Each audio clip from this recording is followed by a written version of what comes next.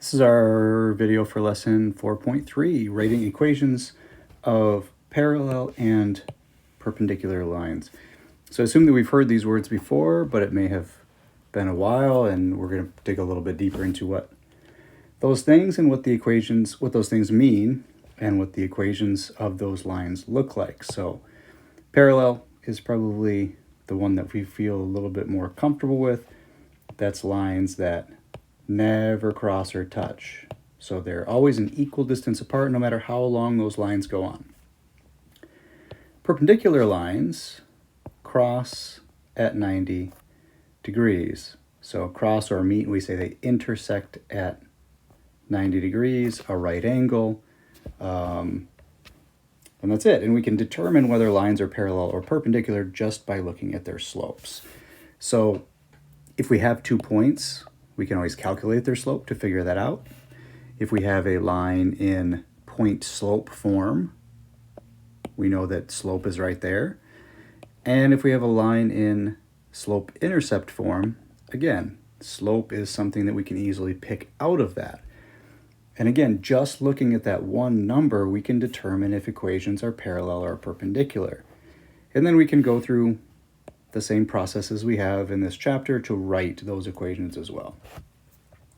So, if you think about this probably makes sense. Actually, I'm just going to bounce down and look at these couple lines right here. So, if we assume that these lines are never going to cross, what should be true about the slopes of those lines? And now if we think about, remember, slope is just our rise over run, so it's this how much does a line change up and down, left and right as we go along the line. And if the slope are exactly the same, that's when we're going to end up with parallel lines. And I think that's, if you understand what slope is, that's pretty intuitive, right? Same exact slope. It's kind of like how slanted the line is. If the slope is the same, the lines are parallel. Okay? So parallel lines have the same slope. Same exact number. Perpendicular is a little bit different. And this one might not be as intuitive, but there is a nice pattern to this. Okay, perpendicular lines. So again, that means those that cross at 90 degrees. If you want to draw yourself maybe a little model, perpendicular lines have slopes that are what we call opposite reciprocals.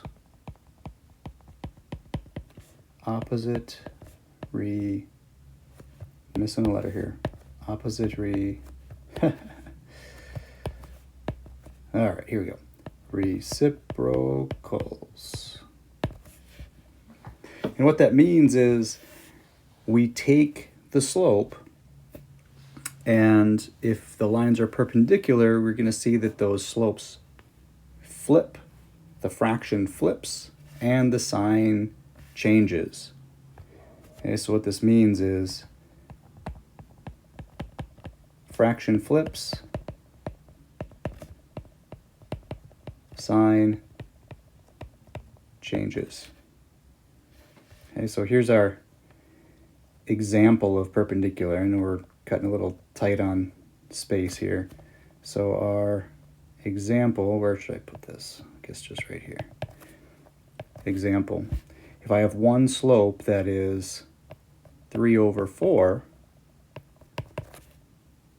my perpendicular line would have to have a slope where that fraction flips. So I've got 4/3. And it has to be the opposite sign. So if the first one was positive, the second one would have to be negative.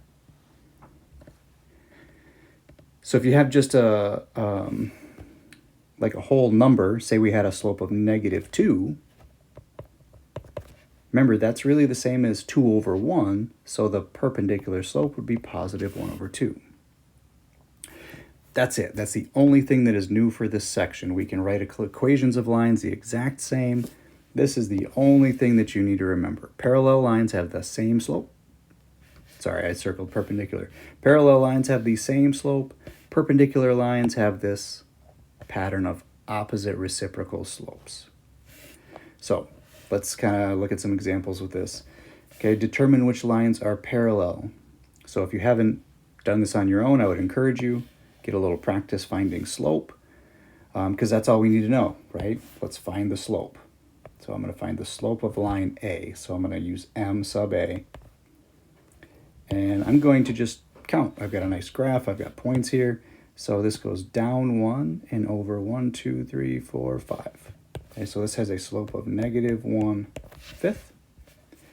The slope of line B, I go down 1 and over 1, 2, 3, 4. So that has a slope of negative 1/4. And then my final line, the slope of line C. Again, we could use the coordinates, and actually let me do that just so we can see this other way, right? Because if you don't have a graph, then you're going to need to do it this way that we've talked about and we've done before. So I'll make this x1, y1, this x2, y2. So negative 5 minus negative 4 over 2 minus negative 3. Negative 5 minus negative 4, that gives us a negative 1. 2 minus negative 3 gives us a positive 5. So we're looking for that pattern, right? Either the slopes are the same, which we have, or they're that opposite reciprocal, and we don't have anything like that. Remember, a perpendicular line would have to be like this anyway because it has to cross at 90 degrees. So we could say line A is parallel to line C. Okay, you'll see this notation more next year in geometry, but the double lines kind of going straight up and down is notation for is parallel to, or you could just write it out. Next, moving on to write an equation. Passes through this point and is parallel to this line.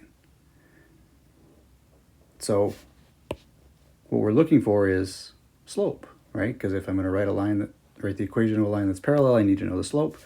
The slope of this line is 2. So this is slope y-intercept form.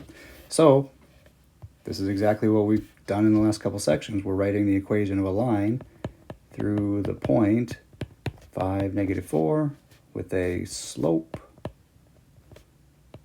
of 2. So we can write that in point slope form, and then we can convert that over to slope intercept form as well. So let's just do that. It's going to be y minus negative 4, which we know is the same as y plus 4, equals slope is 2, x minus 5. Then again, it's always those two steps to convert. So I'm going to distribute y plus 4 equals 2x minus 10. Subtract 4 from both sides. And this would give us y equals 2x minus 14. So this is going to be the equation of a line that runs parallel to this and goes through this point. Moving on, we're going to need to do a little bit of rearranging. We've done this in the past, right? Because we want it to look like this or something similar. One of our forms where we can easily pick out slope, right? Because this is that y equals mx plus b. We know here that our slope is 4. Okay, so when I go through these other two lines, if they're parallel to this first one, that would have a slope of 4. If it's perpendicular to the first one, it would have a slope of negative 1/4. Okay? So that's what we were going to be looking for when we're trying to compare to this first line, whether they're parallel or perpendicular. So moving on to the second equation, we need to get it in that slope-intercept form, so I'm going to subtract x from both sides. That leaves me 4y equals 3 minus, actually let's write this, negative x plus 3. Divide by 4 to get y by itself. And we get y equals, so if we have negative x divided by 4, remember that's like negative 1x divided by 4. So this would be negative 1/4 x plus 3/4. And hopefully when you saw that, you said, oh, that's something we were looking for. Okay, next, it's going to be that same process. Let's get rid of that x term. Now I've got to add 2x to both sides. Negative 8y equals 2x plus 16. Divide by negative 8. Remember, when you do that, you have to do that to each of these terms because they're separated by that addition. Okay, so now we've got y equals 2 over negative 8. If we simplify that, that would be 1 over 4. And remember, it's a negative. There's one negative sign. It doesn't matter where we put it. Negative 1/4 x. Positive 16 divided by negative 8 is minus 2. Okay. So, what do we got? Slope of 4. So if we're looking just for parallel lines first, we don't see any other that have that. But perpendicular would be negative 1/4. And actually both of these have that negative 1/4. So that original line is actually perpendicular to both of the other two. Okay. So line A is perpendicular to line B, and line A is perpendicular to line C. And so just like up above we have this notation for parallel, this is our notation for perpendicular. Okay, moving on to line B. These have the same slope, so these have to be parallel to each other. So line B is parallel to line C. I think that covers all of our relationships. Okay, so this is exactly what we're looking for. Same slope, parallel. Opposite reciprocals, because remember 4 means 4 over 1, negative 1 over 4. So we're going to do the same process as we did above for parallel lines if we want to write a line that is perpendicular. The only thing we need to change is the slope. Okay, so now we want to write an equation that has a point. Our point is negative 3, 1. And our slope of our new equation, this is the slope of the original. So the slope of the perpendicular must be negative 2 over 1, or you can just write negative 2. So again, we'll put it into point slope form, and then we will convert. So y minus 1 equals negative 2 times x minus negative 3 is the same as plus 3. Distribute. Y minus 1 equals negative 2x minus 6. Add 1 to both sides, and we will get our final answer.